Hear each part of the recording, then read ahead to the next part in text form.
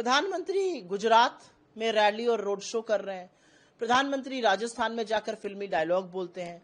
प्रधानमंत्री केरल और आंध्र में हंसी ठिठोली कर रहे थे। बॉलीवुड के चमकते दमकते सितारों के साथ एक आयोजन में शामिल थे। उससे पहले वो बिहार भी आए थे। प्रधानमंत्री पहलगाम कब जाएंगे?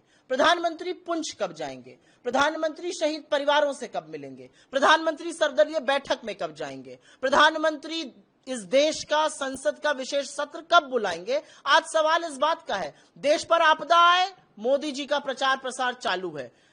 क्या light camera action, Modi ji अपना डायलॉग बाजी कर रहे हैं। इस देश के प्रधानमंत्री को क्या यह शोभा देता है कि जिस विपक्ष को आप पानी पी पी कर कोसते थे और आज भी कोस रहे हैं, 11 साल सत्ता में रहने के बाद और 90 मुल्क घूमने के बाद आज आपको उसी विपक्ष की जरूरत पड़ रही है जब आपको हिंदुस्तान की बात बाहर के देशों के सामने रखनी पड़ रही है। जिस विपक्ष की आप सहायता ले रहे हैं, क्योंकि आपके वालों को तो लगता है 2014 में आजादी मिली है, आपके वालों को लगता है कि बोस बाबू पहले प्रधानमंत्री थे, उनका सामान्य ज्ञान इतना है, तो आपके पास कोई है नहीं। आपको विपक्ष की जरूरत है, विपक्ष आपके साथ खड़ा है। और उसके बाद भी जिस बेहयाई से प्रधानमंत्री बात करते हैं, मुझे लगता है वो अपने पद की गरिमा को तो पहले ही तार तार कर चुके हैं, अब वो असंवेदनशीलता की हर सीमा को लांघ रहे हैं। आपके लोग वीरांगनाओं के जज्बे पे सवाल उठा रहे हैं। आपके लोग कर्नल सोफिया कुरैशी की इतनी अभद्र, उनको आतंकी की बहन बुला रहे हैं। आपके डिप्टी चीफ मिनिस्टर कह रहे हैं आपके कदमों में सेना नतमस्तक है। उनके बारे में आप क्या कहिएगा? किस तरह की बातें करते हैं मोदी जी? थोड़ी तो लाज, थोड़ी तो शर्म,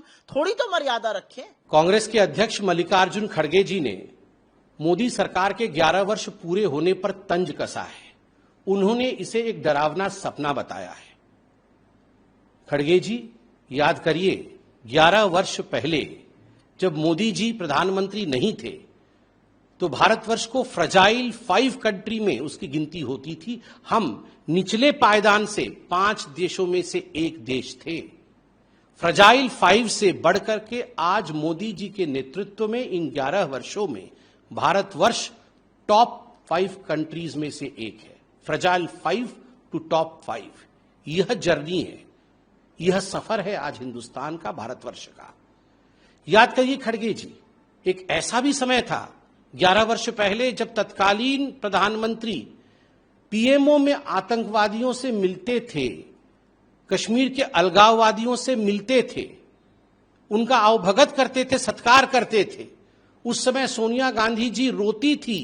बाटला हाउस एनकाउंटर के बाद आतंकवादियों के मृत शरीर को देखकर उन्होंने 3 दिन तक रोया था।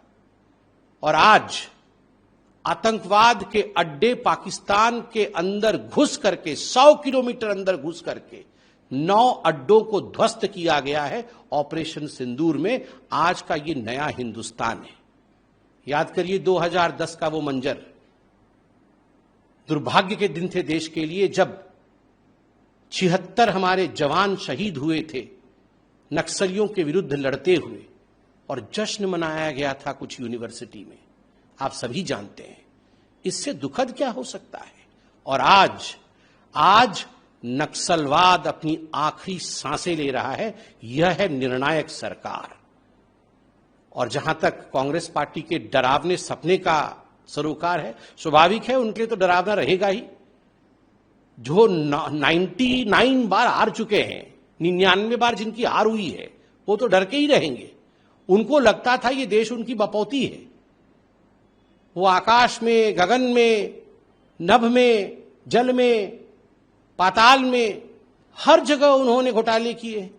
कोल स्कैम, 2G, 3G, जीजाजी, हर तरह के उन्होंने स्कैम किए थे। और आज उनको नतीजा भुगतना पड़ रहा है। सीबीआई से लेकर ईडी से लेकर कोर्ट तक उन्हें जाना पड़ रहा है। उन्हें कोई सोचा नहीं था कि उन्हें कोर्ट जाना पड़ेगा, तो डरावना तो लगेगा ही। आज मां बेटे बेल पे बाहर है, आधी कांग्रेस की जमात बेल पे बाहर है। स्वाभाविक है उन्हें अच्छा नहीं लगेगा। और जहां तक 140 करोड़ जनता की बात की है, खड़गे जी, ये हिंदुस्तान की जनता है जिन्होंने 2024 के बाद, चाहे वो दिल्ली हो, चाहे हरियाणा हो, चाहे महाराष्ट्र हो, और 2024 में चाहे अरुणाचल प्रदेश हो और उड़ीसा हो, हर राज्य में एक के बाद एक भारतीय जनता पार्टी की ही सरकार बनाई है।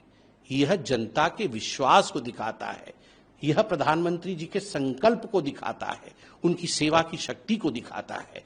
यह 11 वर्ष केवल 11 वर्ष नहीं है, यह 11 वर्ष सगुन के 11 वर्ष हैं भारतवर्ष के लिए, जहां प्रधानमंत्री जी प्रधानमंत्री के रूप में नहीं, एक जन सेवक के रूप में उन्होंने गरीबों की सेवा की।